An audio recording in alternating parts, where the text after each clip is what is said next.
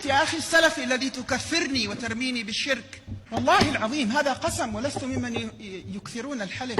عندما يأتي الخطر الحقيقي الذي يمسك روحي تفداك، يحاسبني الله على هذا اليمين. نحن وإياك تجمعنا لا إله إلا الله. ما تملأ عينك هذه الكلمة؟